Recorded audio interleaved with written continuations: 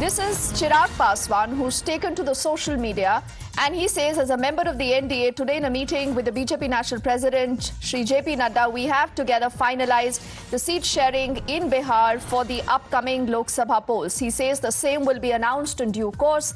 That's the tweet on your screens with that happy picture. Remember, there has been a lot of buzz about what Chirag Paswan could do.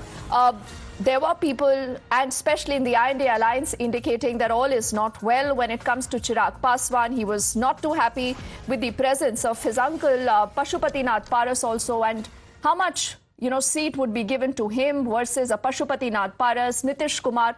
A lot of these things continued to be in the realm of speculation. But I think this tweet that has come in from Chirag Paswan, extremely important. And on this point, let me get in not just Pragya, who's been getting us a lot of that inside track, but our panel of guests. Asif Bhamla is a political analyst. He leans towards the BJP. He's joining us along with Dr. Nikul Patel, leader of the Congress. Also with us is Akshita Bhadoria. She's a columnist and a political analyst who's also joining us. So, Asif, without wasting time, let's begin with this, the Bihar headache that the NDA once had. But it seems that all is well now. Pashupatinath Paras, Chirag Paswan will continue to stay, in the NDA fold. But what about Nitish Kumar? How many seats could the BJP be willing to offer to him? You see, as far as Bihar is concerned, we have seen that Nitish, after he broke up with us, was in alliance with the RJD, and then he saw the level of corruption and on ground with them, and apparently he decided to come with us because he apparently thought it was good that he went off with them for a while. So that gave him a little knowledge of where they came from and what the BJP mindset was. And now that he's here to stay with us. And I'm sure that he's very convinced that going further, it is the confidence, the Viksit Bharat policies of the Honorable Prime Minister that's going to take the country further. तो जब आपकी ज़हनियत तैयार हो जाती है तो फिर आपको 2, 3, 5 सीट यहाँ वहाँ होने में मायना नहीं रखता है. अगर आप देखें तो Pashupatinath and Chirag Paswan both were not very much in an agreementation between each other. But when it came to BJP as an elder brother, we ensured that this also was handled in a very, which was a very fragile situation, was handled in a very nice manner. So now apparently both are also happy. And now the latest tweet is something which I'm not aware of, which you only have put across on your channel. Asif, the last time the BJP fought 17, the Janata Dal United fought on 16. There has been a lot of buzz that perhaps Nitish Kumar might not have that kind of a purchasing power anymore. And that's exactly what I wanted to ask you before I get in, Nikul, into this conversation. You think that Nitish Kumar can still be offered those 16 seats? You see, as far as Nitish Kumar is concerned, he has always been an earlier in an earlier alignment with us. And now that he's taken this whole onus on himself and he's joined and aligned with us, we will ensure that we won't we won't leave him high and dry. We will ensure that he's also कहते हैं सम्मानजनक तरीके से जो भी best होगा. Winnability is the question and the mantra. I think Asif, that's an interesting phrase that you used कि सम्मानजनक तरीके से जो भी हो सकता है नीतीश कुमार को दिया जाएगा और शायद नीतीश कुमार जी के पास अब ज्यादा choice है नहीं. But Nikul, I mean, do you have reasons to smile? Look at your own list. Look at the Congress's own list. You earlier released 39, then 43. But all the big guns of the Congress are not wanting to fight the Lok Sabha battle of 24. Sab dar gaye hai, Nikul. No, there is nothing to afraid of. Actually, I am smiling because when it was for India sheet sharing formula, the Bharatiya Janata Party were shouting like anything that they are not able to come to a common conclusion.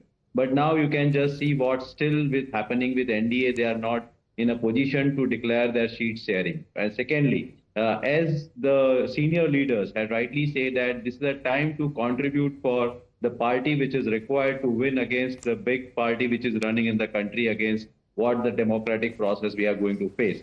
So what I feel is that Congress had already declared the list that you rightly said, 39, 43 and total 82. If we see the list that has been declared by the Congress, we rightly say that we are going to fight these elections for the middle class and poor people.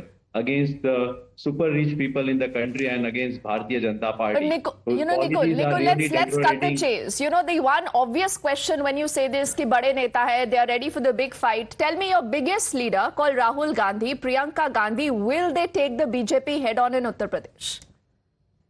Rahul Gandhi ji, I think he's going to contest from Wayanad. Priyanka Gandhi's name will be declared soon, whatever Central Election Committee will decide. But if you see the list that is being declared, if you see we are trying to frame youth, social justice, and if you see less than 50 years of age, more people are giving opportunity. If we see SC, ST, OBC, we are declaring the list, and ultimately our objective is to give the deliverables. That's what we given in Karnataka and Telangana. What we promise we want to deliver to the people of country, and that is why we are strategically deciding everything and declaring the list. Okay, maybe Nicole, yesterday also we had this debate. A lot of our viewers wanted to know how many seats for Parivarvad.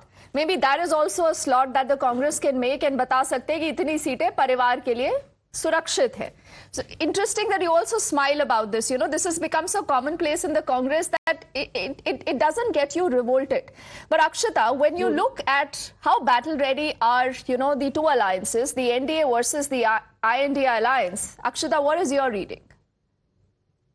My reading would be, so BJP NDA, of course, seems to be much more ready. It's obvious. That is the reason why the big guns in Congress are, afraid, as you rightly pointed out, to contest elections. Priyanka Gandhi has not yet announced where is she going to fight from, whereas the other lists that have come up, the BJP, the first list that they have come up with, the second list, almost 100 names.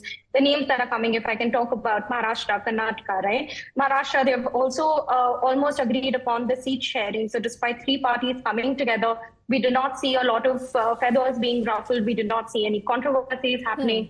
It happened in a more peaceful manner. I think people already, the nation can sense, where is the mood of the people towards, right? Karnataka, I agree that it's going to be a little tricky for the BJP, but I think this is a great opportunity for BJP to re-energize, to bounce back. The representative from Congress mentioned that, they're fighting the elections for middle class, and it's just a little ironic because just yesterday in Karnataka, they announced a rise in the property taxes, right? So we're not very sure all the guarantees that have been promised, maybe they are being delivered, but that has definitely put a dent in the finances of the state.